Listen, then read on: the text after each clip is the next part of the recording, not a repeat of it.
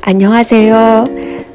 결혼 작곡, 이혼 작사라고 하는 드라마가 한참 방영되고 있는데요.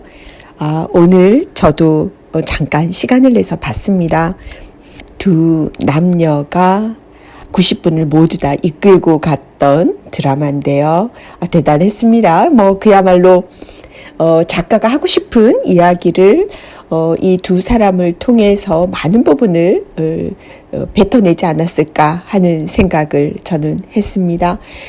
처음부터 끝까지 어떤 다른 요소를 가미하지 않고 오롯이 남편과 아내의 입장 그리고 불미스러운 사건이 발생한 부분에 대해서 해결을 해 나가려고 하는 다양한 각도에서의 과거와 현재의 심정이 아주 멋들어지게 어우러졌다라는 생각이 듭니다. 어떠한 형태로건 현대를 살아가면서 결혼을 했고 또 배우자가 있는 입장에 10년, 20년, 30년의 시간을 보내고 있는 분들이라면 공감이 갔고 또 마음이 한쪽으로 이렇게 동해지는 부분도 있지 않았을까라는 생각을 합니다.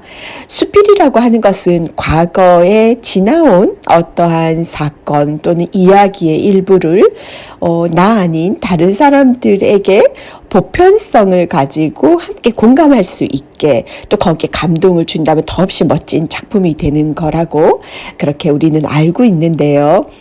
그러다 보니까 아무래도 수필 속에 등장하는 나에게 가장 가까운 영향을 준 배우자라든가 가족들의 이야기가 많이 언급이 되지 않을 수 없습니다. 현실에 부닥쳤을 때 무수히 많은 아픔과 또 그 고통 또 모든 것이 끝나버릴 것만 같은 그 심정 속에 어우러져 있다가 시간이 지나고 또 더 많은 시간이 흐르고 나면 그 또한 모든 것이 하나의 추억일 뿐이고 또는 때때로 내 마음에 굉장히 큰 상처를 낸 하나의 어떤 그 반창고를 딱 붙여놓은 그 마음의 일부가 되어 있는 경우도 있습니다. 어떤 것이든지 삶은 나의 선택이기 때문에 누구도 무엇이라고 강요할 이유도 없고 또 강요함에 의해 따라갈 어떤 명분도 없다라고 생각을 합니다.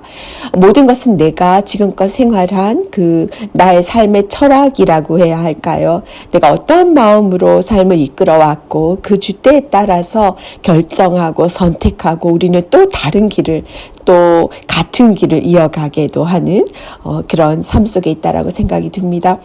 수필 속에서 아무래도 그러한 상황들이 있다 보니까 생활 속에서 느끼게 되는 아주 사소한 이야기들 또는 아주 작은 심정으로 느꼈던 섭섭함이나 서운함 또는 토라짐 또는 전쟁과 같은 싸움 이러한 것들이 글로 해소가 되면서 문득 결국은 모든 사건 사고의 중심에 나라는 존재를 다시 한번 되돌아보게 되고 또 내가 그 상황에서 발생하게 되는 여러 가지 그 심리적인 상태 또는 어떤 그 물리적인 어떤 여러 가지 상황 이런 것들이 어우러지고 또 거기에 대한 반성과 또 후회와 또는 새로운 어떤 삶에 대한 고찰 이런 부분들이 어우러지는 게 수필에서는 굉장히 큰 장점이라고 생각을 합니다.